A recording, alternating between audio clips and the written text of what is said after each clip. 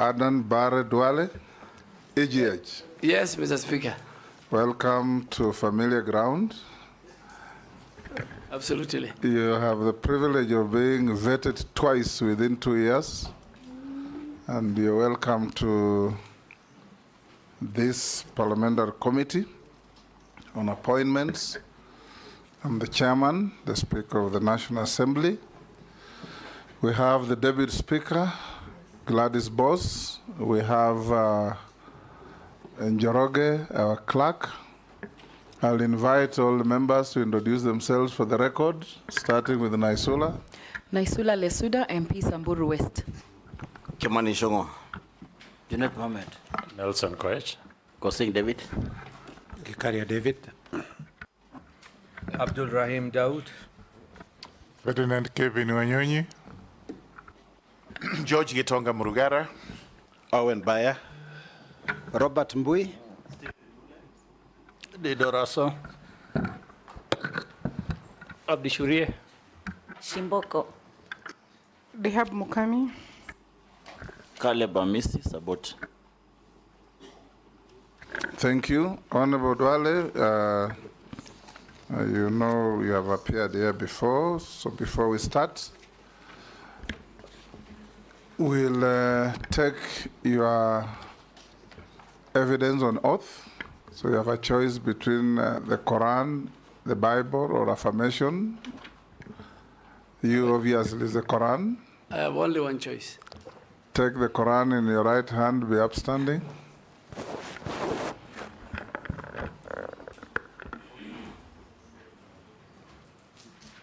And recite the oath that the sergeant will.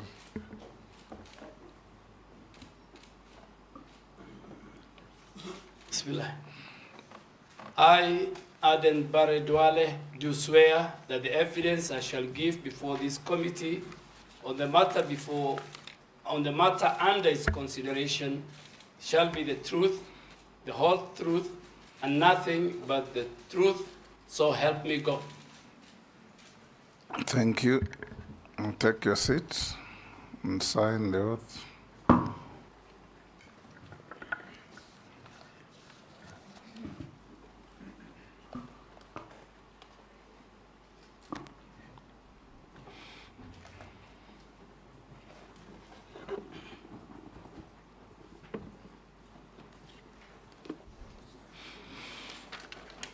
You may also pass on your documents to the clerk for him to be able to cross-check with what is in our possession. So we'll start, Honorable Duale, by asking you introductory questions. Tell us your name, your education background, your work experience, your competences, that lead to your suitability for the appointment that you have had. Thank you, Mr. Speaker and honorable members of the Appointment Committee. Speaker, on the onset, I want to thank you and this committee and the entire House for giving me this opportunity to appear for vetting for the second time. I also want to thank His Excellency the President for according me a second opportunity in a different ministry to serve the people of Kenya.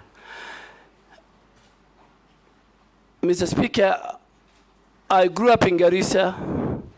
I went to school there, Garissa High School, Boys Town Primary School, Moi Forces Academy. I did my first graduate degree in Moi University, Bachelor of Education Economics.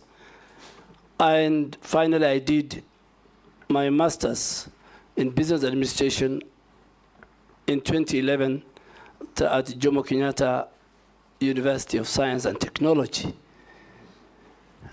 I worked in the private sector. I was a businessman before I joined politics in 2007. I served the people of Dugis between 2008 and 2013. During the Grand Coalition government, I was an assistant minister for livestock.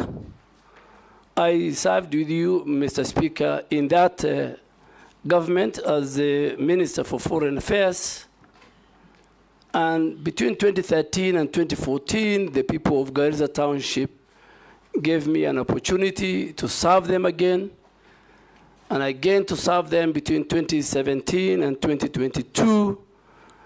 And again, they gave me an opportunity to serve them between 2022 for about 2-3 months. So I served as a member of parliament for 4 consecutive terms, which the last one I did not complete because the president in his wisdom poached me from the legislature and to help him in the executive. I was the first majority leader under the 2010 Constitution. I served for 8 years. I led in making sure that the government business during that period sailed through. Over 150 bills were enacted, had my signature. And Mr. Speaker, I had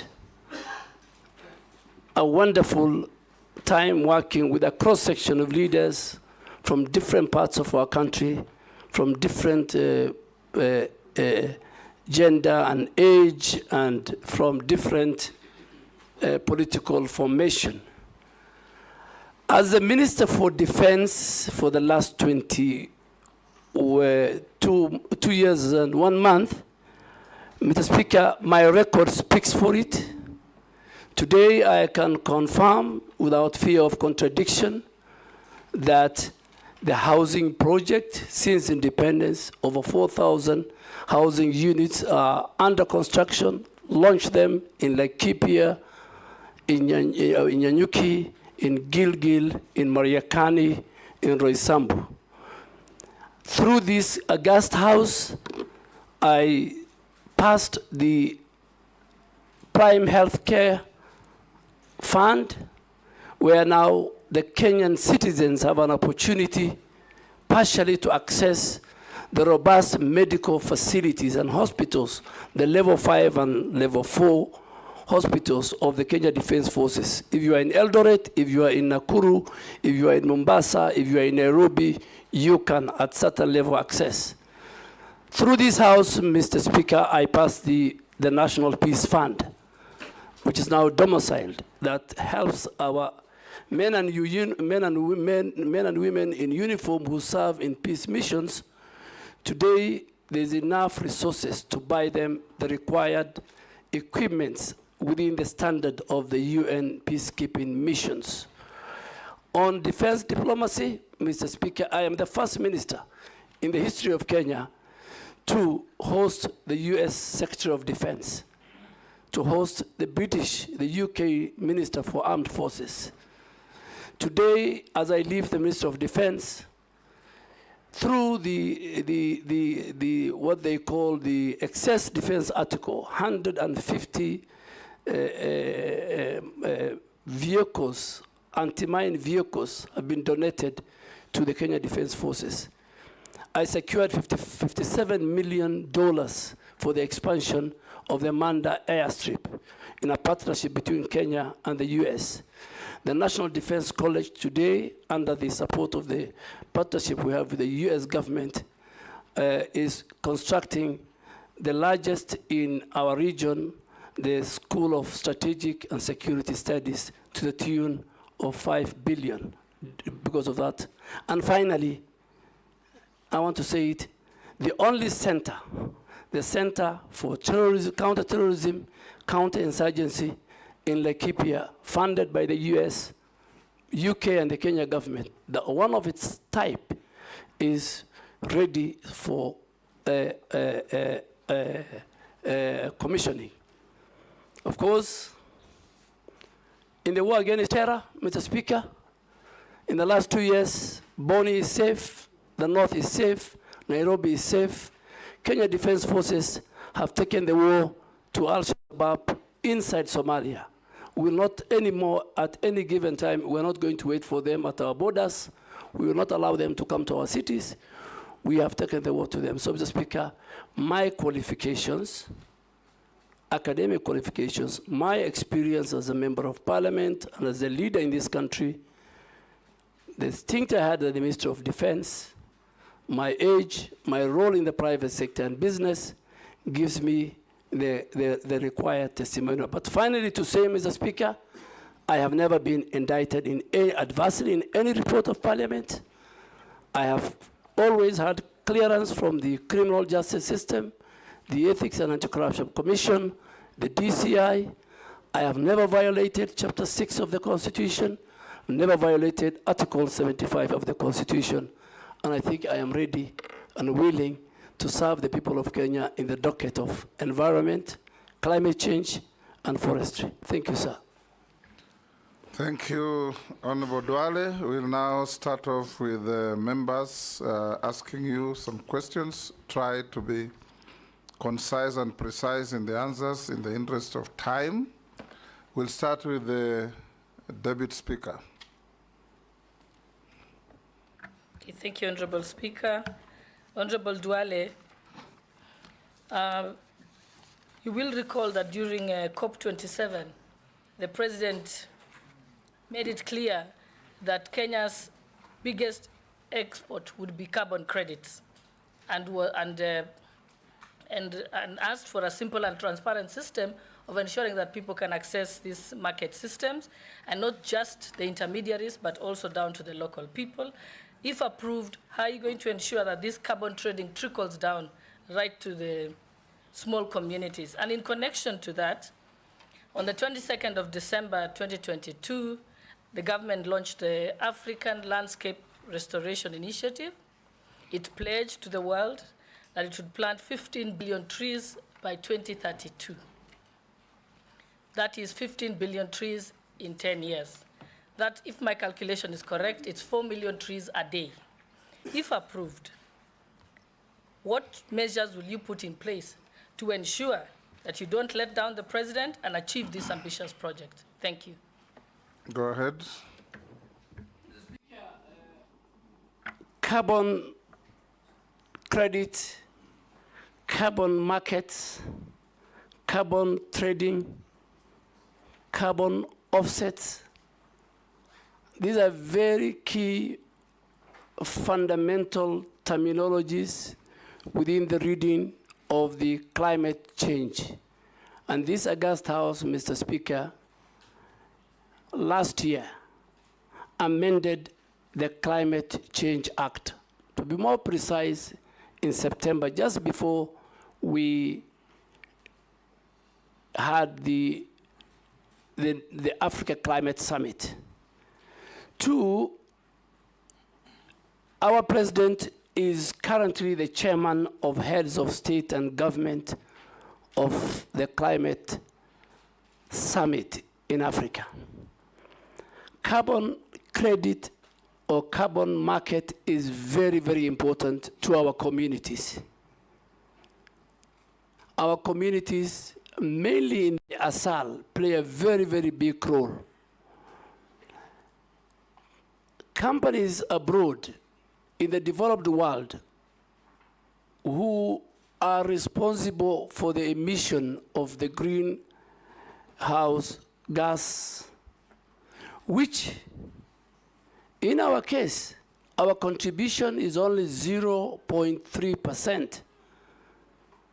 While we only contribute 0.3%, on the flip side, we are the biggest victims, we are the vulnerables. So these companies, whether they're in the oil exploration, whether they're in the airline industry, they pollute the outer atmosphere. And they get involved in carbon trading and carbon market. Carbon market is just where you provide a mechanism, an infrastructure where both the private and the public sector engage in that. So to the question of Honorable Deputy Speaker, That amendment that this House did created a very robust legislation where the role of the community, particularly inland carbon projects. And I'll give an example in the northern Kenya, the so-called Northern Rangeland Trust. Before communities were evicted from those lands, before this law, there was cultural disruption by these project proponents. Before this law, because there was a lacuna, there was no even register for the carbon markets. Today I want to report that the law this House has passed give communities 40% of whatever carbon markets resources are received from the developed world. Today, NEMA as an organization is the custodian of the register. A company cannot just come into our country and go to our forested areas, can go to our rangelands and enter into an agreement with the project implementers. The community has a role, the community has a percentage, and even in that same amendment law, you created the element of the offenses. That today in our country, if you commit certain crimes, even money laundering in carbon credit business, falsification, not involving the communities, then you need to have to play. So I want to assure, if this committee approves me, that my mantra will be public participation, public consultation at the community level. Communities will have a role.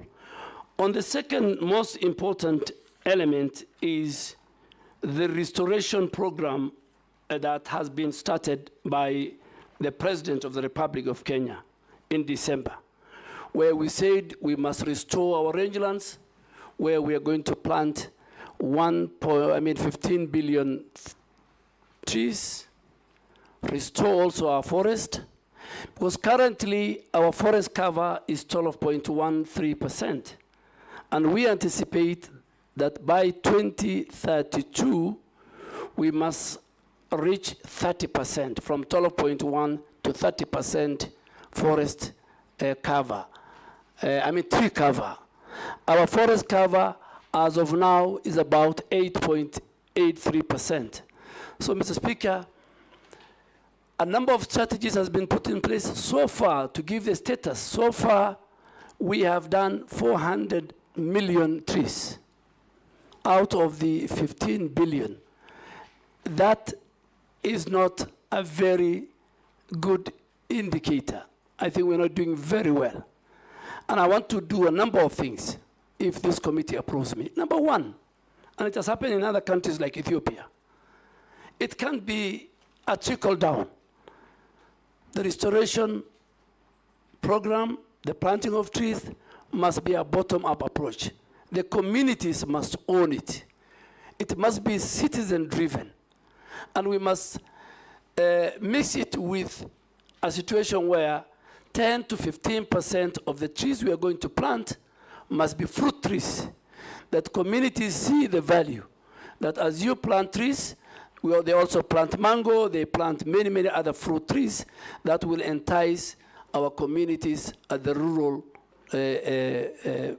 sections of our society. Two, this program requires serious resource mobilization. So there will be a resource mobilization both by government, by donors, by the private sector. Thirdly, and most important, we must preserve the current forest that we have. We need to do 11 million kilometers of fence of all the forests that we have in our country. Thirdly, the private sector must be given a space.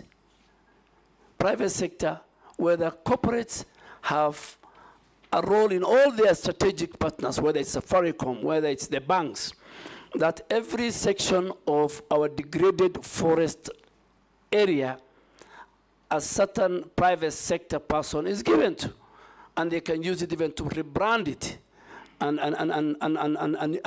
even own it. So, Mr. Speaker, communities play a very big role, and I am sure right now as we speak, 4 ministries are leading: the Ministry of Interior, the Ministry of Defense, the Ministry of Environment.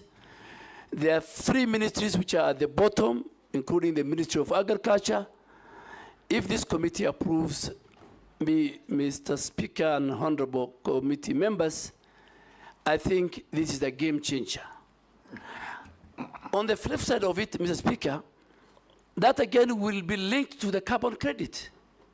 A lot of resources will come to our country, because the more we restore our forest, the more we'll play a role in the reduction of the emissions, the greenhouse emissions. So on one side, it's good for our country. We will increase our forest cover. It's in the Constitution. And Mr. Speaker, let me say it. In our preamble, Article 4 of our preamble talks about the environment. We must preserve our environment. It's our heritage. So it is, it's not even an article of the Constitution. It is in the 4th preamble of our Constitution. Thank you, Mr. Speaker. Thank you. In the next questions, Honorable Duale tried to hit pointed answers. That was a good introduction to what is actually the epicenter of your ministry. I'll now ask the Majority Leader. Thank you, Honorable Speaker. Maybe just to start with a clarification, Honorable Duale, you said you work with corporates to restore degraded forest and own it. I hope you said you don't mean to transfer ownership to the corporates. I hope it's to own the work. And they can use it for branding. Thank you. I don't want to repeat what you've said, because you've, as the Speaker said, you've really taken care of the carbon credits issue. But even as you do that work, Honorable Duale, you know, we have very many petitions in Parliament on degazetted forests and forests that are grabbed. I would want to hear how you intend to work with Parliament, especially in dealing with all those issues, land issues around degazettement, encroachment of forests, and outright land grabbing of forested areas. Case in point, I'm aware, I know, and I don't know if you may be aware of the Ololua forest matter just outside Nairobi, and what you would intend to do to reclaim all this grabbed forest land. Mr. Speaker, when I look at the ministry and even Parliament, there are a number of petitions touching on forest, grabbed land of the forest, part of the forest be put under use either for agriculture, for even government offices across the country. And the history of forest being grabbed, being encroached, is as old as the Republic of Kenya. In my entire life in Parliament, from the Mao forest, when the Honorable late Michuki was the Minister for Environment, it's a recurring thing. And what I want to intend, if this House approves me, Mr. Speaker, is first to consolidate all those petitions. Some are genuine, some are out of fraud. Generally deliver a cabinet memo, and the cabinet, the highest decision-making organ of our country, can make a decision on this matter. All the petitions, the ones dealt with the Parliament, the ones which have not been dealt. Coming specifically to Ololua, Mr. Speaker, I want to categorically, without fear of contradiction, say that if this House approves me, in the first 30 days, working with the Minister for Lands and other government agencies, a number of titles, including and belonging to big people people in government, some of them members of parliament, will be revoked. I will revoke those. And I am ready to bear the consequences, particularly for the one on Ololua. I have been briefed, I have listened to experts, and I have seen it's deliberate. In the last 2 years, there are people who got illegal title deeds, and I think it will be the first place I will visit, and also with the Committee on Environment. And I hope the chair is a member of this committee, my chair. We will visit. And please, Mr. Speaker, some of your members might be casualties. No problem. If you do what is right, we will support you. Yes. Mr. Speaker, is that to say the CS nominee actually knows the grabbers of Ololua Forest? Because he has claimed they are senior government officers, including members of parliament. I hope he's not referring to me since I asked the question. Mr. Speaker, I am the nominee for the Minister of Environment, Climate Change, and Forestry. So if this House approves me, forestry will be my business. Grabbers of forest land will be my business.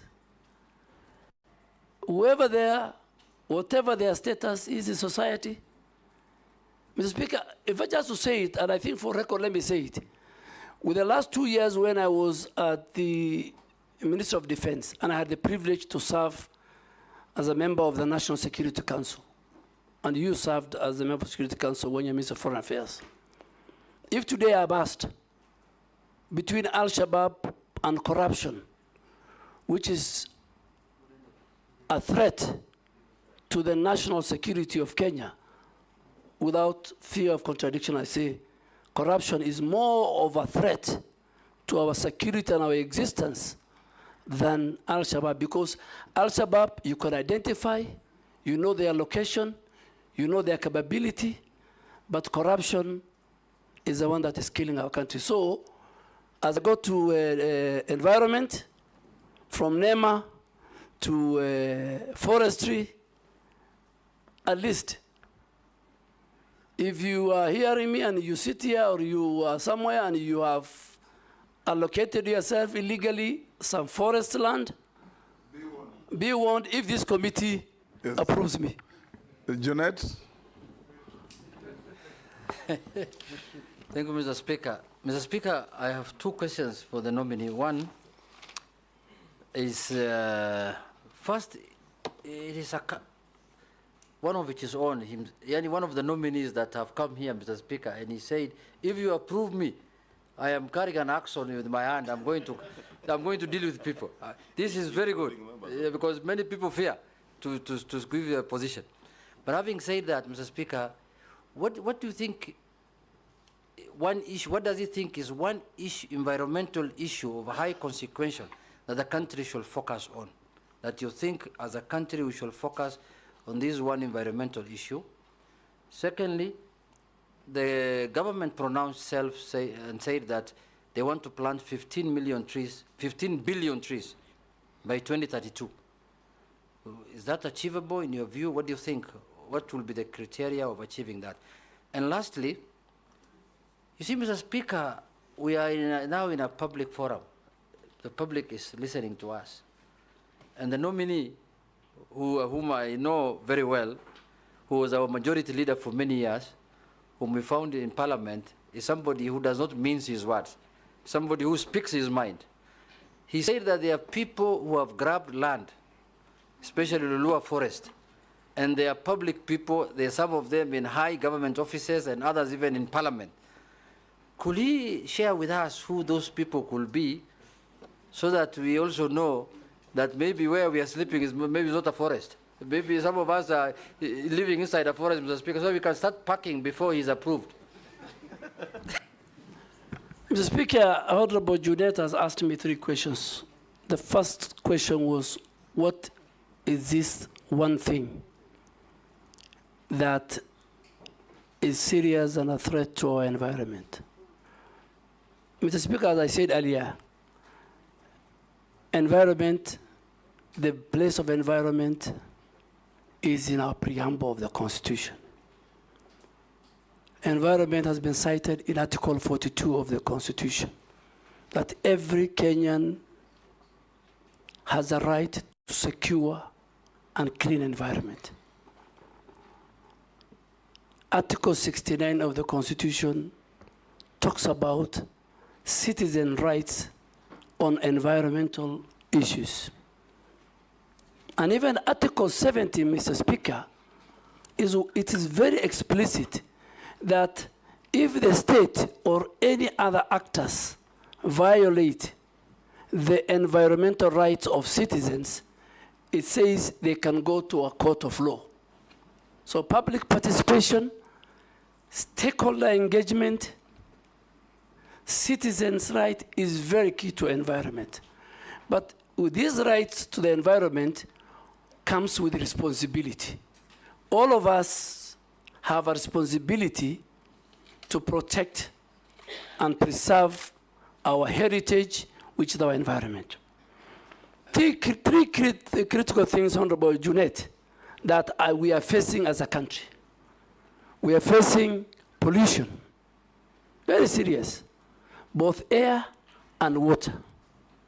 We have serious pollution. I am sure some of the members and the citizens listening to me, our air is polluted by industries, by noise pollution.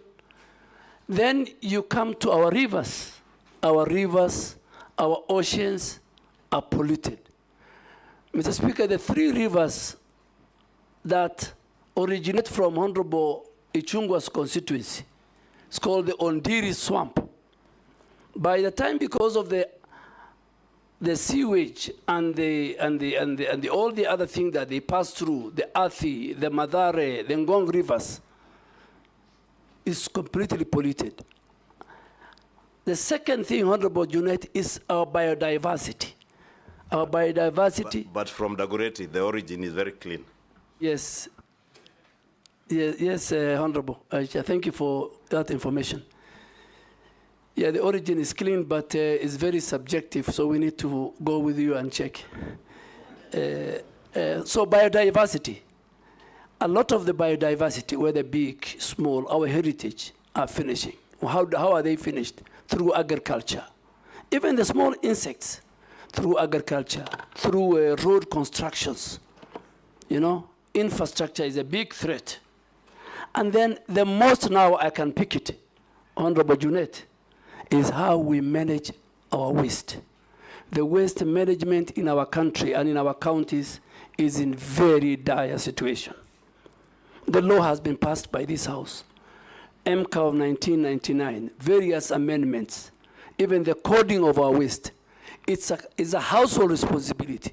Honorable Deputy Speaker, for example, if I pick her, in her own house, she's supposed to have 2 different coded bags, one for the wet waste and one for the dry waste. The person picking it is supposed to have 2 different trucks. When it goes to Dandora's site, it's supposed to have where he can deliver the dry, where it can be recycled, and where he can deliver the organic, where it can be used for fertilizer and many, many things. So those 3 issues, and also the waste management, I think is something that I will maybe later explain we must deal with. The 15 billion tree planting, Ethiopia did 30 billion.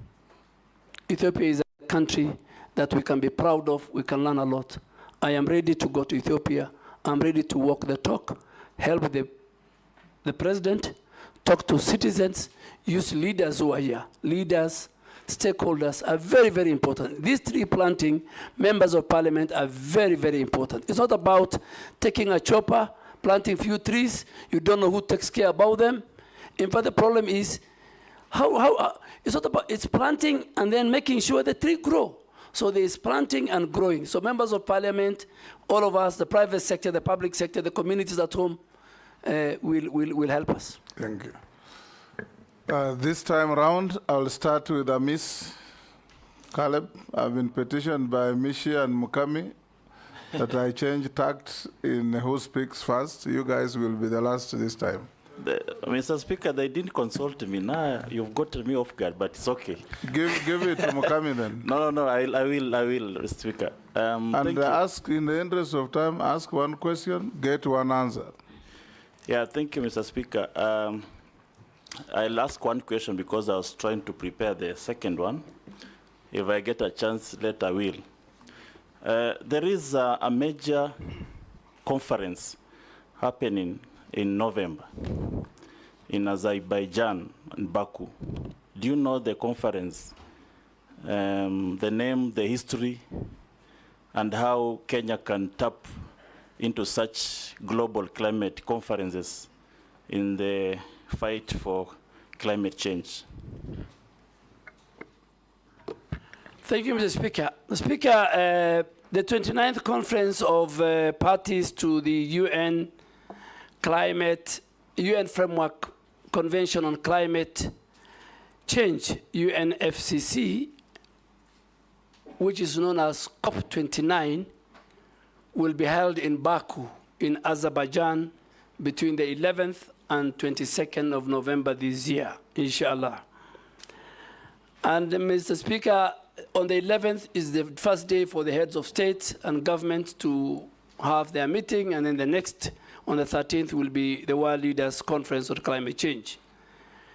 What are the top priorities that this conference will come up with? One, this conference is supposed to deal with the adaptation of what they call the new collective qualified goal for climate financing. Climate financing has just been a talk show from COP15 in Copenhagen to all the time COP28 in Dubai. So this time we're saying, people are saying we must adapt a proper financing model. The epicenter of climate change and climate adaptation and climate mitigation is around climate financing. So that will be a discussion. That in Copenhagen, which was, I think, COP15, people pledged 100 billion US dollars. Up to now, I think nothing has been given. But for Africa and for Kenya, Mr. Speaker, we are taking the carbon credit issue. This carbon credit issue must be concluded. And again, thirdly, the finalization of the operationalization of Article 6 of the Paris Agreement, which defines carbon market, is what I think Kenya, led by President Ruto, and all of us, and Africa, we will take it to the table that let us not have a talk show. The UN meetings must come with clear, achievable, clear, deliverable for fighting climate mitigation and climate adaptation. Mukami? Speaker, with your permission, kindly, I request to finish the other question with your kind permission. Thank you, because I had to, but it's a privilege of being the first. Thank you, Speaker. I just want to know where the nominee came from, the Military of Defense, because I happen to have served in the Committee of Defense and interacted with the ministry a lot.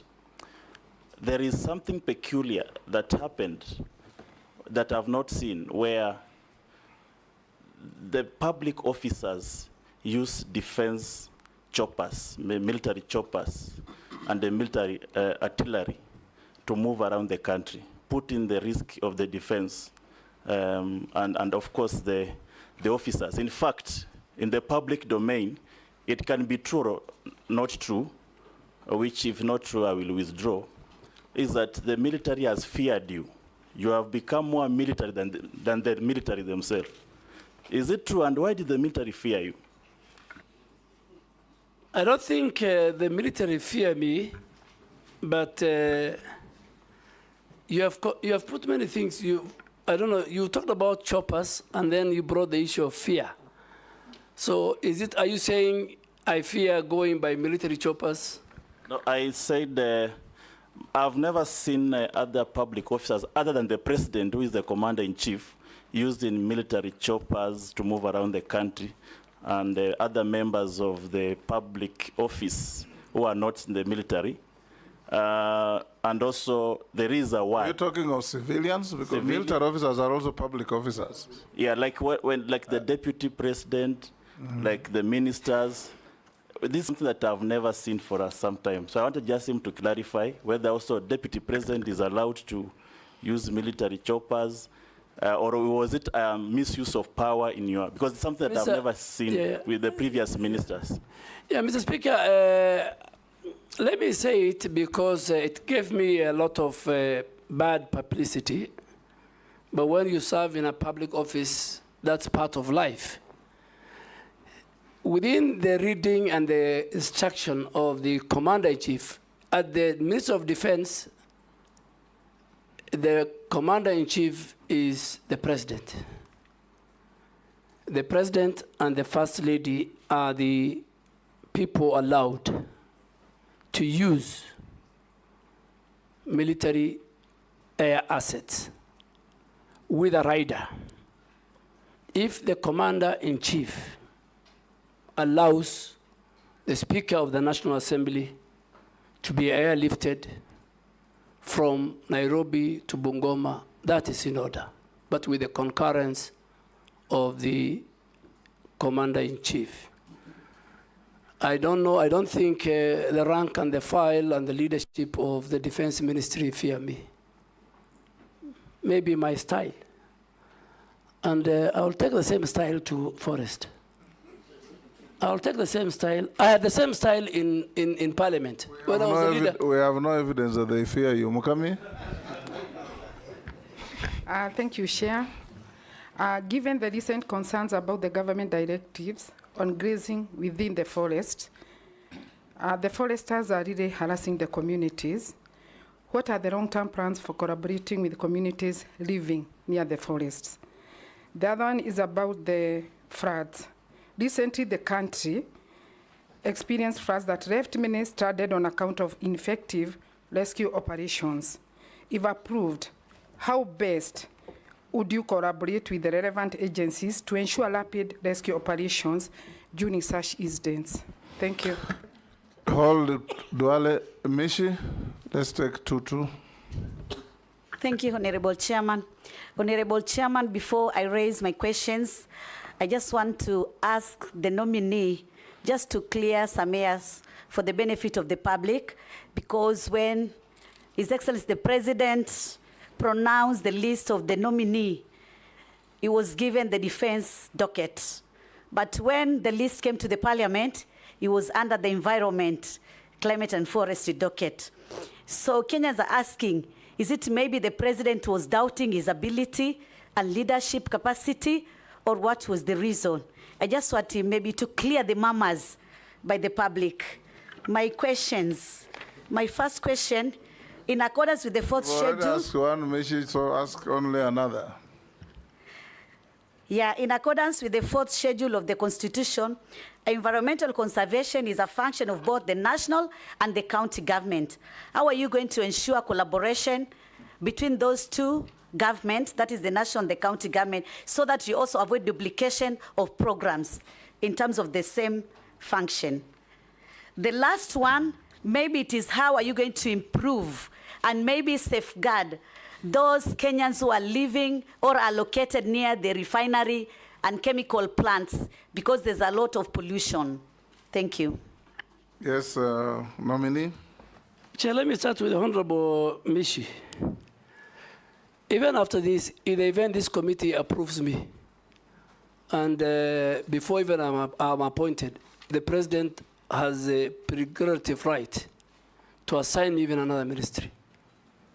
So he might even take me from environment to somewhere else, if this committee approves me. So Honorable Mishi, that is the powers of the President. After all of us are approved, in 1 week he can reshuffle, and maybe he might even take me back to defense, or foreign affairs, or even gender, or even youth affairs and sports. And I am ready, or education. I am ready to serve in any capacity that the president finds it, deems it right. The second one, I think, is a very good question. Environmental matters is devolved under the 4th schedule. And at the county level, we have a very good relationship. We have got the county environmental committees appointed by the governors. The chair, on behalf of the governor, is the CEC for environment. The secretary is our county director of NEMA. And that's how they work together with all the other multi-agency team. But soon, if this committee appoints me, we are trying to create now, and we hope if this committee appoints me, we are going to sign a more intergovernmental environmental framework between the Ministry of Environment, Climate Change and Forestry and the Council of Governors, where I will sign and the chair of the Council of Governors will sign. On grazing, Honorable Nyokapi, this is a very, very complex issue. Honorable Mukami. Mukami, my very good friend, the women rep of Nyeri County. Under the Forestry Act, we have created a very robust, because we cannot conserve, we cannot restore, we cannot manage our forest and our wetlands without the involvement of the communities and the citizens who live around those forests. So this house, in its wisdom in lawmaking, they created something called Community Forest Association. And these community forest associations are the ones who are supposed to guide at what part of the forest do people graze? How far do they graze? Do they graze where we have doing regeneration of the forest? So what are we doing to make sure that we don't have a conflict? And Mr. Speaker, in some of the forests, unfortunately, powerful people in government, in the private sector, who own thousands of livestock, graze in those forests. I'm sorry to say that. But if this House approves me and I become the minister, I want to do some key long-term plans. One, just to have to review the whole grazing management plans, how we can regulate the authorized grazing in our forest ecosystem, how we can fence off areas where we feel are very sensitive in the forest, that we don't allow our animals or our farmers to farm. And lastly, I think the forest community management regulation of 2016 has not been operationalized, and I'm going to operationalize with the approval of this House, because that will give them the rights. The Speaker, the second question of Honorable Mukami, I didn't get it. If you can repeat it. Oh, yeah, it was about the floods. Yes. Mr. Speaker, climate change today is the biggest threat to humanity. I mean, you can see what's happening in India and Ethiopia in the last 1 week. Thousands of people have died because of the mudslide. You have seen the wildfires in California. You have seen the hurricanes, what they're doing, kind of destruction. And coming back home, the last 2 years, we had a severe drought that killed many livestock, affected our farmers, affected food security, destroyed, and then next after the drought, we had the floods, which again affected livelihoods, destroyed our infrastructure, roads, and farms, and livestock was swept away. So, and that's why, because of the climate change and all this, one of the issues why we're having 15 billion trees is to recover our forest ecosystem, restoration, regeneration, bring back our biodiversity. So, Mr. Speaker, I think I have tried to answer the questions of... Honorable Chairman, point of order. Yes. Part of my question was not answered. Chairman, I was asking this question: how do we improve the health of communities which are living near a polluted site? I'm asking this because in my constituency, there is a plant built by Titanium Base who are doing some mining in Kwale, and there's no mitigation which has been done, and it's a residential area. That is why I was asking that question specifically. Yeah. Thank you, Mr. Speaker. I forgot to answer that question. Let me answer it. It's not only in Likoni, Mr. Speaker, we have a serious problem between how county governments enforce their physical planning and zoning of areas and the role of environmental institutions in making sure that zoning is respected. Mr. Speaker, even here in Nairobi, you'll find county governments with no regard to the law, to the Physical Planning Act, allowing industry and factories to be established in residential areas and bars and bring noise pollution. The same, you cannot have a refinery next to a residential area. The laws, the environmental laws, the Physical Planning Act, the Land Use Act, all those don't allow it. So, Mheshimiwa Mishi, this is because of corruption.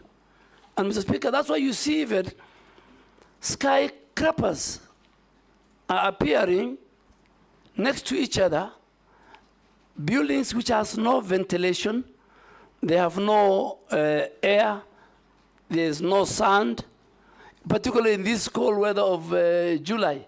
Your children will live in an apartment, they will never see the sun, they'll never get the fresh air.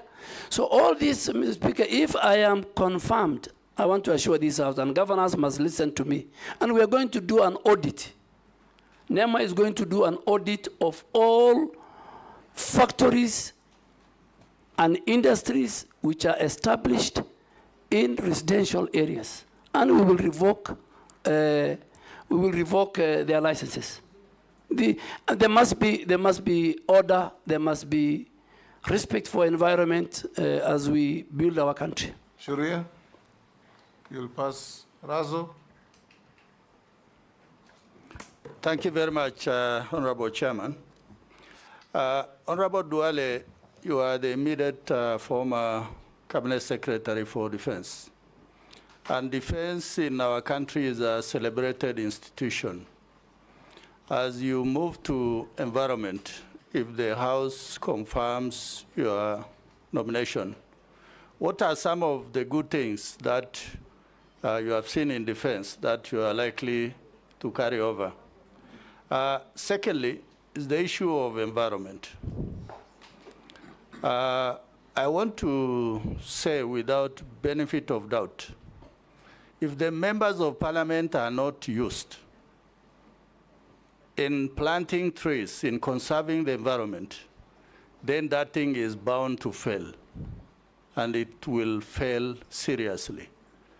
In northern Kenya, currently, the Northern Rangeland Trust, NGOs, are the ones that are being used for conservation, environmental support programs.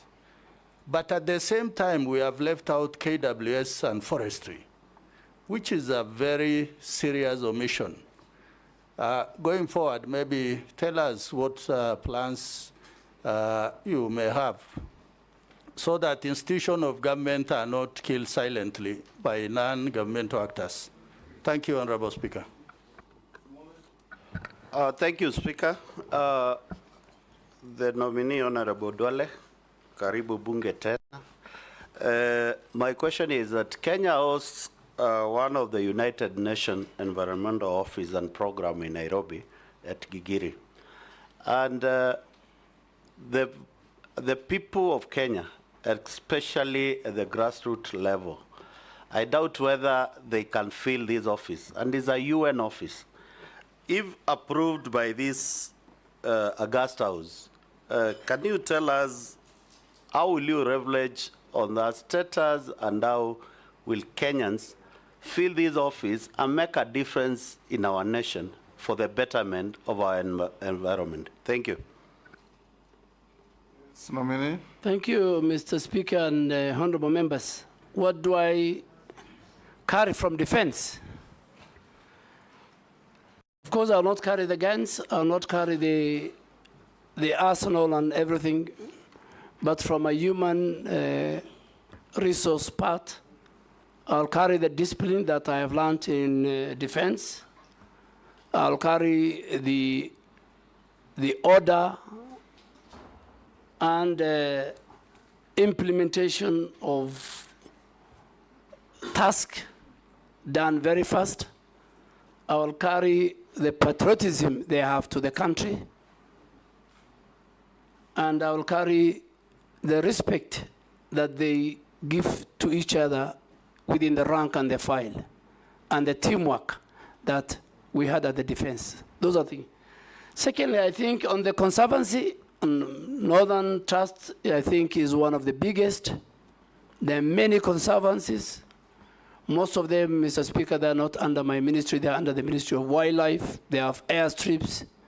But I think working with the other ministries and working with the leaders, working with the stakeholders, even working with some of our security agents, we need to have a conversation on how these conservancies, and particularly members of parliament from the Asal region, on how these conservancies are run, how they are managed, what is the benefit to the communities, how will they behave when there is a conflict, particularly during the drought. Our animals, the animals of the people in the Asal, when there is a lack of water and pasture, they enter. Honorable Lesuda will agree with me in Samburu, there's a lot of conflict. So I think we need to have a more bigger conversation. We need to discuss about the carbon market, how much they're getting, the Northern Trust Fund, vis-a-vis, are they implementing the 40% that the law and the regulations give to the people? Honorable Mule, we are a very privileged country. We are a very privileged because we host UNEP and UN Habitat.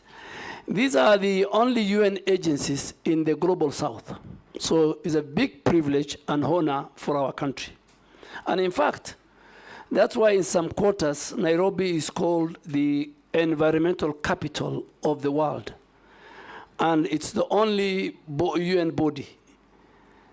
And this is where you have the expertise, the knowledge, the pool of experts, the top world experts on environment are based in Nairobi. They advise governments very, very far away from Nairobi. As Kenyans, as a minister for nominee for environment, I want to assure you that that proximity we have to this institution, it must work in our favor. We must use the skilled labor. We must use the experts that we have. We must use the data they have to build our own environmental data. We must use them to build the capacity and the skills of our staff in our country in the midst of environment. We must do technology and skill transfer from the men and women who work. And as the focal ministry to UNEP, I want to assure this committee that I will work very, very, very closely with them. And I'll work also very, very closely with the Ministry of Foreign Affairs and the two ambassadors, or the ambassador who is second posted to UNEP and UN Habitat. I'll work with them, that we must make sure that this important institution help us. We are trying to build, lastly, what we call the State of the Environment Report. The State of the Environment Report, a very important report that will come to Parliament. We must leverage on the skills, on the experts who work and who come from globally at the United Nations Environmental Program and UN Habitat. Thank you, Mr. Speaker. Nominee Aden Duale, you know, the Ministry of Environment requires a non-nonsense CS like Mishuki. You know, remember when Mishuki went to transport, he cleaned up the public transport system. And when he went to environment, he actually cleaned up Nairobi River. You could even drink the water then. But after he left, he just went back to the bad old days. Now, for us to be able to gauge your suitability, it is important that we make reference to the position that you have held, which we are aware of. And so I have two questions based on your suitability, based on your experience, your past experience. First one is corruption in the recruitment of military officers. You have been in the docket of defense, and from yesterday there was a lot of discussion about how much Kenyans have to pay so that their sons or daughters are recruited into the military. What did you do about these menace when you are CS for defense? And secondly, in the recent demos, when Kenyans were exercising their constitutional rights under Article 37, the military was deployed to Kenyan streets via Gazette Notice 7861, signed by you on 25th of June, 2024. Now, unlike police that use tear gas, canisters, batons, rubber bullets, water cannons, the military is known for live bullets, grenades, assault rifles, tankers, and bombs. Now, what was the intention behind sending the military to the streets? Was there a plan to shoot to kill demonstrators? Mr. Speaker, I'm not John Michuki, but I will be like John Michuki. I can assure the member that I'll try my best. Nairobi River Commission used to be under the Minister of Environment. Now it's not under me. It's under the Deputy President. But we need to deal with the Nairobi River Commission. The pollution that is going on in Nairobi River Commission, Nairobi rivers, because of the dysfunctional sewage system, which needs to be upgraded. The dumping sites of Nairobi County, all of them, including Dandora, are on Nairobi and Nairobi rivers. So the governor of Nairobi, at some stage, and I hope he will listen to me if I'm appointed, he has to look for other dumping sites outside the Nairobi River Causeway, Rivers Causeway. So coming to military recruitment, I agree with you, it's a systemic issue. And I was watching yesterday, the speaker said, the president himself is concerned. But we have agreed before I left the Ministry of Defense that going forward, before the next recruitment, we must sit, we must have a conversation. The way the speaker said yesterday, I was watching him, we must communicate candid to the public, and we must deal with that monster. It cannot be a situation where few people are taken to court-martialed. Kenyans, in their mind, are saying, for you to join the military, and based on the national security sections, is supposed to be the face of Kenya.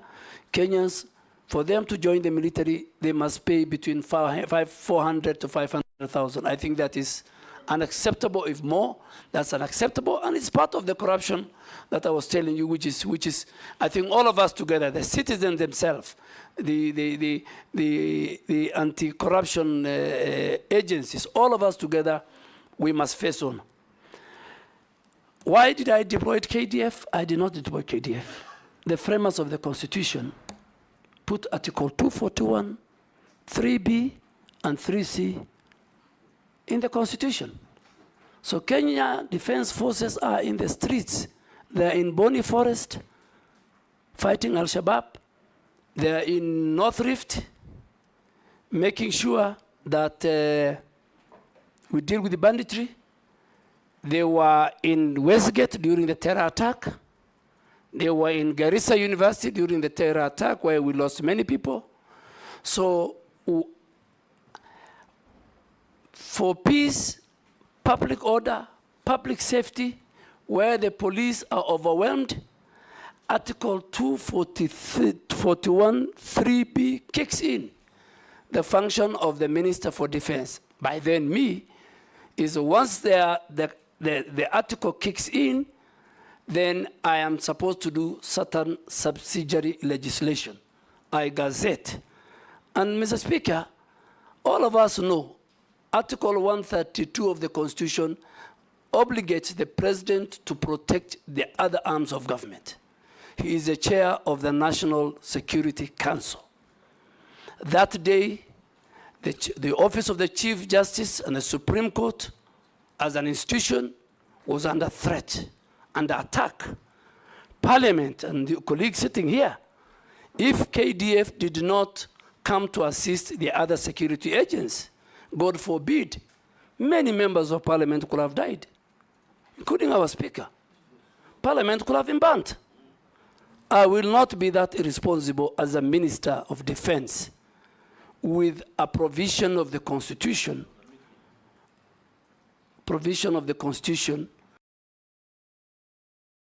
I used the law.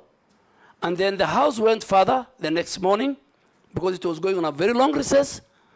They invoked Article 241(3)(c). But when LSK went to court, Justice Mugambe, I don't want to discuss more because the matter is still in court, gave orders that I should give and gazette and do a new gazette on the terms of engagement, on how many places, and now I said in the 47 places. Ours was to protect key institutions. Parliament is a symbol of democracy and governance. It is the home of the people's representatives. Mr. Speaker, all my life in Parliament, people used to come and present petitions. And any member of Parliament who's outside, near the gate, used to receive and take it to the office of the clerk or the office of the Speaker. I have never seen where people want to come and ban Parliament. So I think I want to thank the framers of the Constitution. I participated, the Speaker participated, many other members participated. I think it's today and that day, 25th of June, I realize how important Article 241(3)(b) and (c) is. Owen. Thank you, Honorable Speaker. I would like to ask a question to the nominee, Honorable Duale. Just one question, that this country envisages to have a nuclear plant in a place called Uyombo in Kilifi County. Without due regard to the environmental issues in question, like the delicate ecosystem, the people, and the environment, Honorable Duale, going forward, if you are given this opportunity, how do you intend to treat this threat to the people of Uyombo in terms of nuclear plant in their radioactivity materials and nuclear waste and the hazards that come with nuclear installations? Just that my question. Thank you. Thank you, Honorable Owen Bayer. I think it's the same thing I was saying. How did the county government of Kilifi give land? So I want to assure you and this House and the people of Kilifi, if I am confirmed, it will be the first thing I'm going to do, go to that site, make sure all the environmental impact assessments are done, the people have participated, their views collected. And Mr. Speaker, environment is very key. I said Article 70 of the Constitution says, if a citizen feels that his rights have been curtailed in an environmental matter, it says go to the court. Public participation is very important. I will be the first person. I won't wait for you to send, if I'm approved, to summon me to Parliament on Wednesday morning. I'll do it will be on my table. I'll deal with it. Murugara. Thank you, Mr. Speaker. Honorable Duale, there is a very bad scenario that is faced countrywide, especially as regards our riverine areas and the rivers themselves emanating from Mount Kenya, Aberdares, whereby almost half the year now, they are drying up. We are told the reasons is environmental degradation, but also climate change is blamed. As human beings, we cannot sit pretty. We must have policies in place to ensure that these rivers do not disappear forever. what policies are you likely to put in place to ensure that we recover these rivers, which are actually the bottom line of our livelihoods? Thank you, Honorable Murugara. Ferdinand, let's take two. Thank you so much, Mr. Duale. If you are actually confirmed by this committee, first of all, I want to thank you, and I will tell you that I think that I've witnessed extensive planting efforts by the ministry in which you have been assigned. Now, to ensure that we retain that, I just want to ask you if it's possible. Instead of actually interfering with the planting, what have you, in agriculture areas, is it possible, are you able to agree with me that you can now plant trees along the roads? I say this because I went to Denmark and I was surprised. The roads are all covered because we got 6 meters from the center. And that is an area that I think we can plant trees in all these areas. Secondly, and lastly, I come from slopes of Mount Elgon. I can tell you, when I was growing up, that area, forest was very thick. And it was actually an attraction of the rains. Today, it's being cleared. So what are you going to do if you get this opportunity as a Minister for Environment? What do you want to do to save Mount Elgon? And of course, I don't know about Mount Kenya and other places. Mount Elgon, where I saw thick forests being cleared now. What are you going to do? Nominee? Honorable Speaker, let me start with Honorable Murugara. Yes, even at the downstream of where I come from, Garissa, Tana River, you'll find the water level of Tana River, getting it from Aberdares, Mount Kenya, and all that, is reducing. And I agree with you. It's all about environmental degradation. And that's why these 15 billion trees will help us to restore, to regenerate our forests. Forests play a very key role in making sure that our rivers have enough water, they are safe, they're sound. But there's another element where people have put big farms, flower farms, upstream, and use the water. So the water, in fact, is reduced because of human activity in the agriculture. And I think that should be another conversation that we will need to have. Honorable Wanyonyi, yes, roads is part of the, in these 15 billion trees. We have talked to the Ministry of Transport and the Ministry of Roads that going forward, construction of roads, mainly even in the highways, the contractor is obligated to plant trees and nurture them until they grow as part of the contract. You have seen and you have gone in many of the Western world during mainly summer. You think you are driving in a highway, but both sides of the road is forested. This can be done, and we have agreed with the President and other stakeholders, even before I came to environment, that should be one. And the contractors, it becomes part of their contract. Even now, we can still tell the contractors who are maintaining the roads, now we have a maintenance aspect, so that they can do it. Mount Elgon is part of why we should increase from 12.3% to 30% by 20. In all our wetlands, we have 11,000 wetlands. We have 8.8 forest cover. For us to increase, I think we will pick on Mount Elgon and all the areas which have been degraded, we will start doing the restoration and afforestation programs under the 15 billion presidential program. Daud. Thank you, Mr. Speaker. I want Honorable Duale to, he has talked about recycling, but we have a problem with recycling that the refuse collection which is done poorly, and then it is gone and put into our forests and wetlands. What will he do if he is confirmed? Secondly, you have talked about CFAs. There are agreements of CFAs, Community Forest Associations, whereby my predecessor, long time back, Honorable David Muiraria, the late, he had introduced the Shamba system, where people could go and take care of the trees in the forest, as well as do shambas, plant and take care. Because there is a problem in our forests, nominee, because there is lantana shrub. I don't know if you have heard of lantana. And that shrub, you cannot remove it. It's so expensive to remove. And the forest associations do remove it when they are planting. And I believe the Ministry of Forestry cannot remove it because the funds are not available. What would you think about that?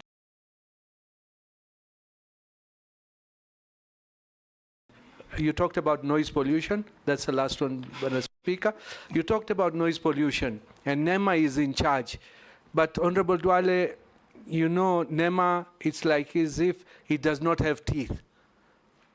Because there is noise pollution from bars, from nightclubs, from religious institutions as well. And it's a menace. So how will you handle it if NEMA do not handle it? Thank you. Mary Massey. Thank you, Honorable Chairman. My concern is still on waste. You know, waste is a nuisance.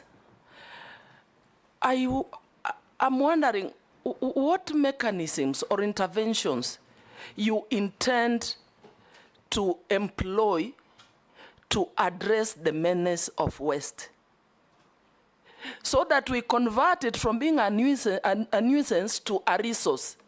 Recycle, reuse, produce, regenerate energy, name it, because it is a real issue. Outline for us those interventions that you will employ.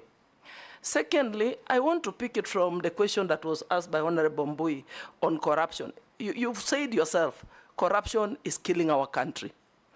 And I remember when we interviewed you on your first nomination, we still raised this issue of corruption in recruitment of officers to KDF. And you promised us here that you're going to deliver. But Honorable Duale, I put it to you that you disappointed the country. During that time, the amount that was being paid was between 300 to 400. But during your time, you presided over an increase from now for 300 to 400 to 700 to 1 million. And as representatives of the people, our constituents report this to us. At some point, even efforts to reach you were not fruitful. You could not pick our calls. So now, my question is, why should we trust you? Why should we believe you? Why should we believe that you are not going to transfer this corruption to the Ministry of Environment? Because even there is recruitment of forest to others. You need to assure Kenyans that you will do something when you get to the Ministry of Environment. Lastly, Honorable Chairman. You've asked two. On deforestation. Okay. There's a lot of felling of trees, even in public forests. We are saying, let us plant trees. Let us plant. But what are we doing about deforestation? Can I ask the last one that have been requested by the public? Go ahead.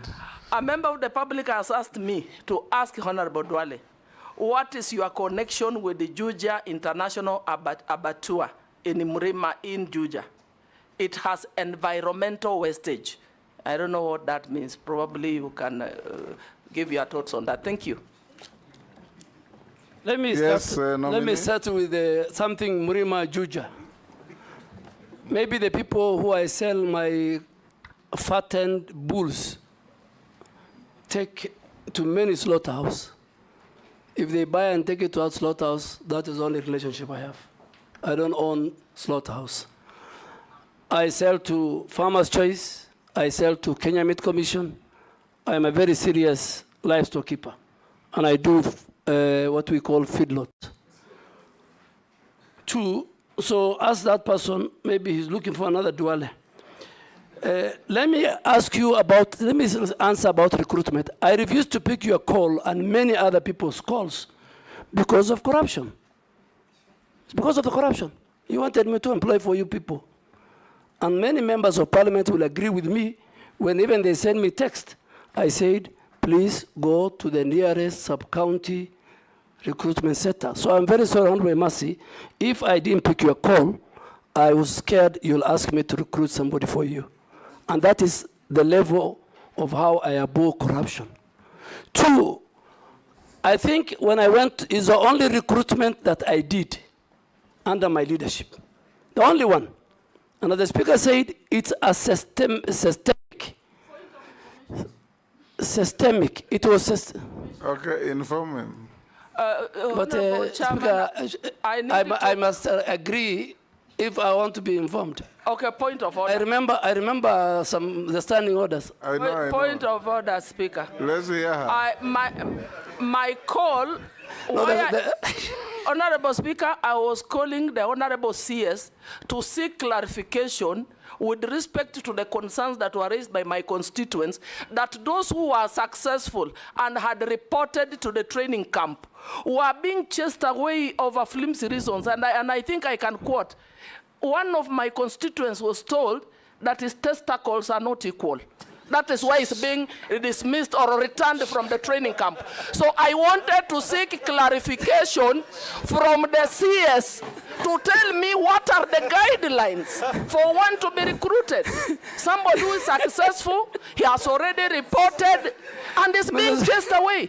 I wanted it to secure that law so that my constituents do not lose it as a representative of the people of Teso South. Mr. Speaker. Oh, yes, what's your point of order? Honestly, okay, Mary. it was very sad indeed. And my constituent lost that slot because I could not get the CS to clarify. We hear you. Yes. In fact, I had to look for a chairman of a committee to call the CS on my behalf because I thought, because I'm a small person, he can't pick mine. You are an He actually picked, but I was not helped. I was not helped. I am speaking on behalf of the people of Teso South. Good. But you are vetting him on behalf of Kenyans. Yes. Yes, on behalf of Kenyans. Yes. And it did not only happen to Teso South. Many Kenyans were returned from the training camp. And we are told those lots were sold again to some waiting rich guys with 1,700,000. It cannot continue. And we made it very clear to the CS nominee for defense that it should not repeat itself next time. Yes, Junet. Mr. Speaker, I want to sympathize with my colleague. And that issue has been rampant, people complaining. But the only thing I'm wondering with is if the CS of defense by then could do measurement of testicles. It's what I don't know. That's what I don't know. Mr. Speaker, let me, because it's a, Mr. Speaker, let me make it very clear that the grounds given for the rejection of that recruit from Teso South is valid. Next year, if such a person comes, he will not be recruited into the Kenya Defense Force. Mr. Speaker, Kenya Defense Forces recruitment is different from the recruitment of the police. When people go are recruited at the sub-counties and they come, a very serious medical checks takes place. A number of people are sent because of medical ailments. And I think the former Vice Chief of Defense... unequal testicles ailments. Yeah, there were people... Women can know that, Chair. Mr. Only Speaker, women can know that. I think if you allow me to finish, there are many. The testicle that I want to go into is one of them. There are many, and the chairman of defense will agree. They measure. Point of order. Let me finish before the point of order. Mr. Speaker, there are many colleagues. There are many leaders who sent me why their person has been chased. And in 10 minutes, the leadership of KDF could give me 1, 2, 3, 4 reasons, measurements including. So, I am sure the next, women to assist them not only on this. So, Mr. Speaker, there are certain criteria. There are many, and those who leave, they are not replaced. And I think let us not discuss, with your permission, the Kenya Defense Forces in a very negative. They have a special place in that. But the chairman of defense can call the generals in camera, and you are now talking about testicles. They will tell you something about even the teeth. They will tell you many things. And some of these things is because when you go, the training of the Kenya Defense Forces is so vigorous that you don't risk to take somebody who will die in the course of the training. So don't compare it with how the police are trained. Don't compare it with how the Kenya prisoners are trained. But I am sure the information, the reasons why many, including my sister, Mheshimiwa Mary Emase. And please, going forward, if it was in camera, Mr. Speaker, I will even tell you more. But now that it's in public, I don't want to say more. What's your point of order? Point of order, Mr. Speaker. You know, the issue raised by Honorable Emase is something that is out there in the public. Many Kenyans complaining about. Sometimes they think those are flimsy reasons why they are not taken. And I could understand maybe someone has squinted eyes because of shooting and, you know, flat foot, maybe because of running. I'm really wondering why, if what work testicles would really have to do with joining the disciplined forces. So I don't think we should belabor, but don't take it lightly that there are Kenyans who are raising concerns on the reasons why they are not taken to disciplined forces. Point of order. Yes, thank you very much, Mr. Speaker, sir. With tremendous respect to Hon Aden Duale. And let the Army hear this. It's very important. We know the historical background of the set pieces that were given in the Army recruitment, including teeth. It is there to bite bullets at a certain point in time in history. Today, they do not bite bullets. That's why you hear that saying, you will have to bite the bullet, because the Indians were refusing to do it. So you had to have teeth so that you could bite the bullet.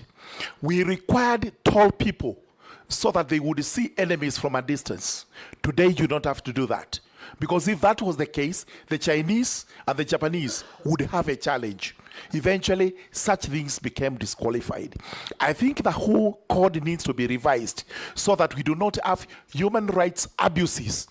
But they are not even abuses. They are excuses that the army is using so that it is able to bar some Kenyans from joining the forces, and, as we are saying, so that other people can actually get the slots. So surely the army must open up on this. Point. Thank you. Let's not escalate this. Okay. For avoidance of doubt, Honorable Duale, I also have a child who was sent away for exactly the same reasons as Mary Masses.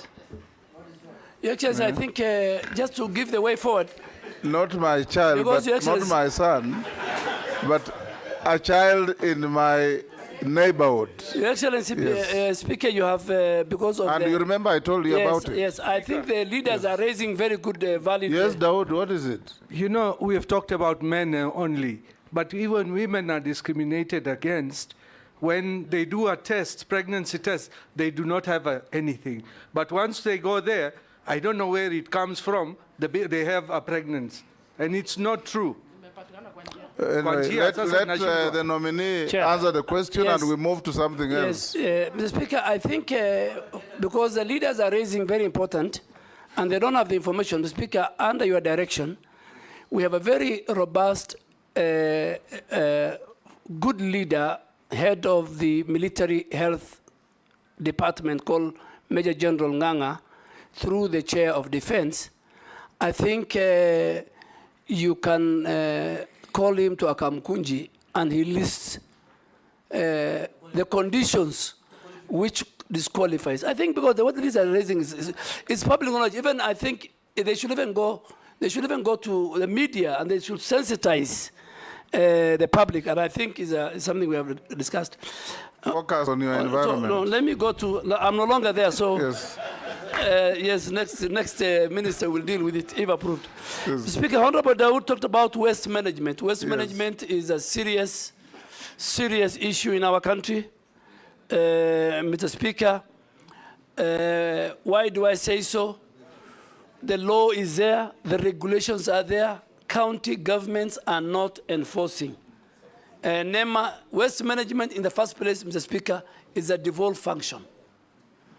All that as we do is to support in terms of regulatory powers. But waste management will be something, if I'm approved, that I will take it seriously.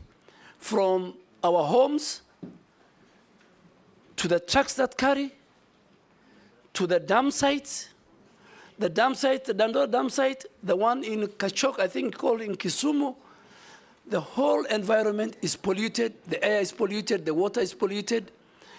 The law says you must color the bags, you must differentiate from the homes. Our homes have a responsibility. There must be designated bins in all our public places. So, Speaker, one of the things that I want to introduce, if you approve me, is that even public transport must have a bin in the buses, you know? Public places, like even the parliament, must have those two different. In the malls, there must be different bins. The one for the organic wet, the one for the dry. But public waste management, which is a devolved function, Mr. Speaker, is an area that I think we need to deal with. A nightmare. A nightmare. Number two, I think the Shamba system, the community forest association are working very well. Some are abusing the law. We have now put in place what we call the Community Forest Association Management Plan, where they will help us which part of the forest with a proper plan they can graze, and which part of the forest they will help us and protect, and we will use. Are you aware that your predecessor announced that there will be a Shamba system, and shortly thereafter, she said it will not? That I think, I don't want to indict my colleague. Do you recall that? Yes, I recall. Yes. But Shamba system or grazing or farming in forest by communities around under the Community Forest Association, which is in law, is about management, is about coexistence. We cannot regenerate, we cannot reforest, we cannot protect our forest if we leave the communities.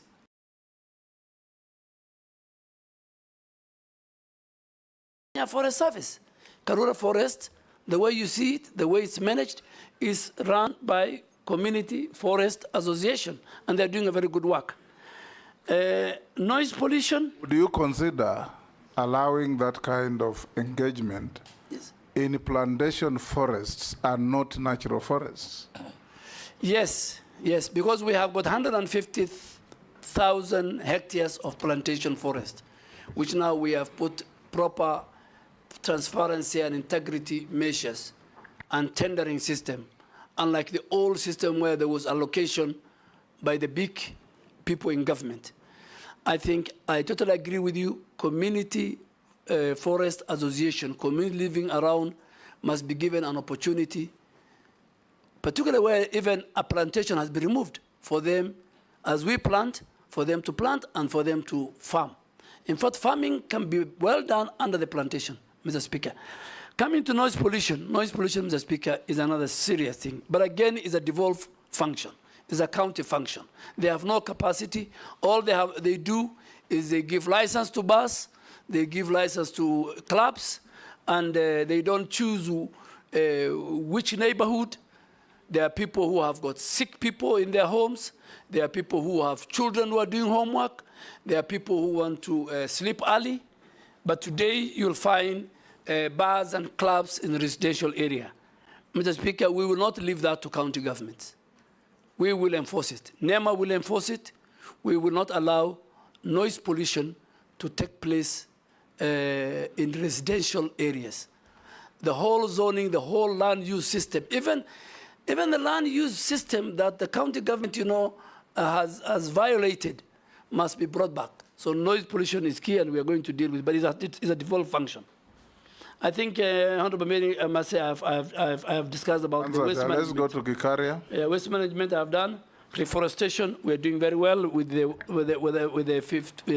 15 billion tree planting program that we have. Gikaria. Thank you, Chair. I've really taken note, being a chair of the Environment and Forestry Committee, the departmental committee, just for purposes of future reference on what the nominee is saying. But, Honourable Chair, I have two issues. One is about the 15 billion trees, a very ambitious program. But the scientists and a few of the experts are also arguing in terms of forest fires. Assuming we have the 15 billion trees, and only half of that, God forbid, catches fire. So what are the plans that the nominee will take into consideration when he will be, if nominated? What plans do you have to address forest fires? Secondly, and I don't want to belabor on the pollution that has been spoken about, Honourable Chair, most of our schools and other institutions from the colonial times have been using asbestos for purposes of roofing. And asbestos over the time have been a cause of cancer and environmental pollution.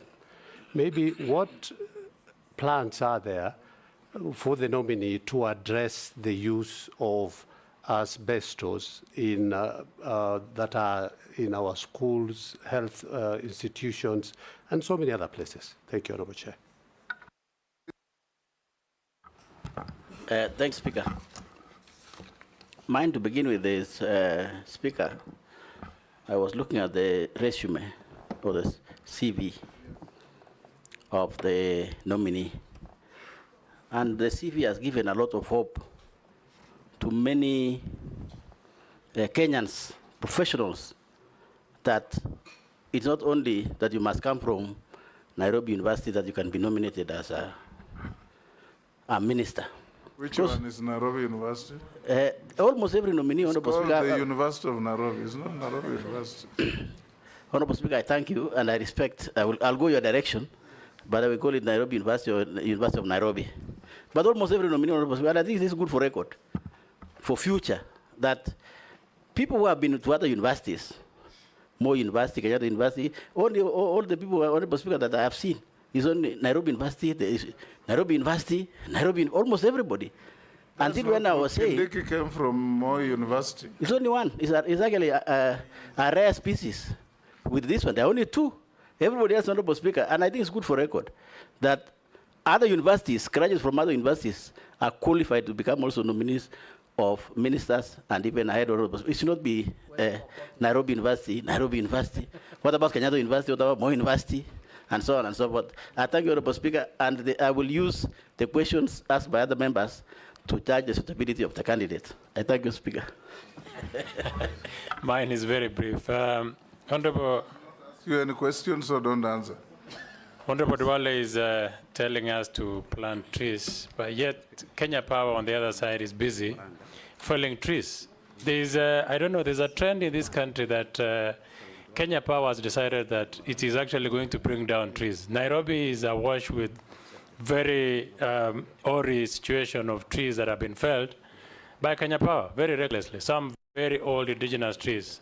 Honourable Duale, what will you do so that this cross-purpose by government is immediately stopped? Number two is the Mau forest. The Mau ecosystem has become a problem. Successive governments have not been able to deal with the situation. There's a lot of the human activity, and it is because of settlement of people living around Mau forest. What will you do to make sure that the people who've been moved out of Mau forest are resettled? Yes, go ahead, nominee. Thank you, Mr. Speaker. Let me start with the asbestos. Mr. Speaker, asbestos is a serious matter. Asbestos produces something called fiber that leads to lung cancer. And Mr. Speaker, we have mapped out, the ministry has mapped out, NEMA has mapped out 4 ministries who their institutions still have asbestos since independence. The Ministry of Defense, if you go to our barracks in Lanet and everywhere, Ministry of Interior, Ministry of Education, many schools, and Ministry of Lands and Housing. And churches. I'm just first And talking some for churches. government. Yes. So Speaker, we have given, and health, we have given government entities until, if you approve me, December 2024, they must remove. And NEMA has put in place a program on how to dispose those asbestos. We expect county governments to give us land, field. Secondly, and more important, Mr. Speaker, now that we come to churches and other now individual private citizens, within the next 3 months, if this committee approves me, we will also do an audit and map the whole country where asbestos roof is still in place. It's a dangerous thing, it's a threat to our health, and it is a cause of lung cancer, Mr. Speaker. I think on the 15 billion, Honorable Gikaria, it is not overambitious. We have to do it, and that's why the people of Kenya, in their own wisdom, have preserved environment in the preamble of the Constitution, in articles of the Constitution, whether we like it or not, in our own homes, in our farms, in the roads. Each and every citizen must take a responsibility of planting and trees and be part and parcel of this regeneration, reforestation, tree planting, increasing our tree cover, increasing our forest cover, and be at par with our neighbor Ethiopia. Honorable Koech, I agree with you. They cut my trees.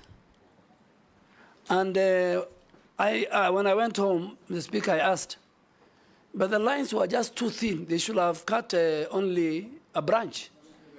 Yes. But, Mr. Speaker, I think we are lacking, and we are going to introduce, if you allow me, if you approve me, I want to introduce something called urban forestry planning and urban green spaces. As we sit here, there's no even stakeholder. This Ministry of Forestry and KPLC and the people who are in the road agencies and others, there is nothing called urban forestry planning. We must plan for our green spaces in urban cities. We must plan for our trees in urban cities. Every citizen plants trees. They buy from, they have seen on the road. And then an entity called Kenya Power Lighting cannot. Speaker, I will introduce what is happening in India. In India, you can't cut a tree, even in your own homestead, before you plant another one. You need to go and get a permit. You say, I am going to cut a tree in my house, but I'm going to replace, and I have planted it, and you show evidence. Secondly, even if you have half an acre in India, you must tell the planners, the county, that 20% of my compound is for tree planting, is for forest. Nominee. And yes, so I think those are the We were with you in this parliament when we passed the Forest Act. And among the salient features was that each and every owner of land in Kenya, both private and public, must plant a minimum of 10% of that land with trees. You remember? Yes. How are you going to enforce that? Give me the job, I will implement. It's the law. I'm not reinventing the wheel. It's not unique to India. Yeah. We have it in our statutes. Yeah. India, in fact, Mr. Speaker, is 30%, but we start with 10%. Ours was 10%. Yes, but Honorable Koech, I want to categorically tell you that if this House approves me, the first meeting that we're going to have with the KPLC, with the road agencies, with the other people who provide social amenity facilities, that they cannot come and cut trees, anyhowly, without due regard to the law. No, on Mau Forest, Mr. Speaker, Mau Forest, you know the history of Mau Forest. It has consumed people politically. And I don't want, because I will not be, I'm not in politics, but it has consumed many people. But I want to urge my colleague, and I'll sit with the communities around that place. Because even today, the biggest problem we have is Mau Forest, where a lot of illegal grazing is taking place, and that illegal grazing is taking place by very powerful people who are in position. It's not the ordinary citizens. But still, we will use the community forest association provided in law on how we manage Mau. We have fenced a greater part of Mau, and we will fence, once we get resources, the other part. Fencing is the way to go to conserve our forest, Mr. Speaker and members. Naisula. Thank you, Chairman. So, listening and having interacted with Honorable Duale in the National Assembly as our majority leader then, it will be important to know your position or what you think about public servants engaging in politics, whether actively, in what you say, in what you do. What is your thought on that, including public servants participating in harambees? I would like to know what your position is on that is, so that we know whether if someone wants to be a public servant, then you be a public servant. If you want to be a politician, you go back to politics. And I want to put it to you on the same breath, and even to Kenyans who are watching, that the beauty of vetting is not only to find the nominees to be suitable, but also to hold you to account in case we find you suitable and other nominees as a country and as a parliament. And on that, because you have said you have warned illegal forests, land encroachers, you will revoke titles on top state officials who are holding. It's actually now on 411. You can be sure Kenyans will hold you to account, because you know there's something that always follows you on that Al-Shabaab list to date. So just know that even this will follow you. I'm just saying that this will also follow you if we find you suitable. But on matters environment, very quickly, while sustainable logging may be healthy for forests, how will you ensure the ban on protected indigenous trees is enforced and that close monitoring is allowed during logging? Because the Kenya Forest Service only devised a plan for access, control, monitoring, and reporting actual harvesting. However, there is no established framework and procedure to monitor, verify, and audit millers' compliance with licenses and permits to avoid double allocation. How will you ensure that we don't log our indigenous trees? And finally, the staffing at KFS is not adequate. How will you ensure that you put mechanisms for using aerial, GPS, guided harvesting technologies to monitor forest resources and logging activities? Thank you. Nominee.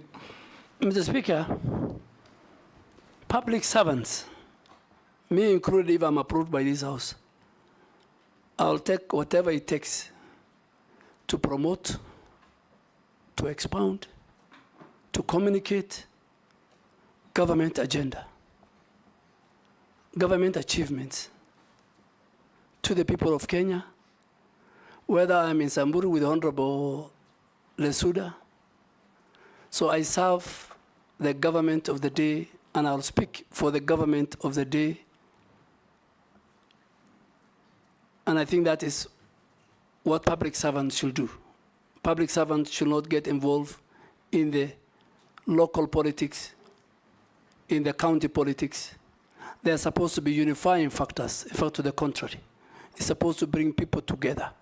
For people to buy government agenda and for you to succeed in implementing government policies and achievements and programs, you need leaders across the political divide, whether, and more so, those who are elected and those who are the community leadership. The 411, the one on Al-Shabaab was fake news. But this one, please hold me accountable. I am one person who believes in accountability, Mr. Speaker. In the last 2 years, you and the clerk and the chairs of various committees will agree, I have been diligent when I'm called upon to Parliament, either to its committee, to the plenary, and the only time I refused to pick telephones, God forbid, was when during the recruitment. And that one I've given good reason. But I talk to members. And I am one person who respects the legislature, I respect the judiciary, and I respect people in public service. So I am ready. And please protect me when I cancel title deeds, when I do actions that is in the interests of the people of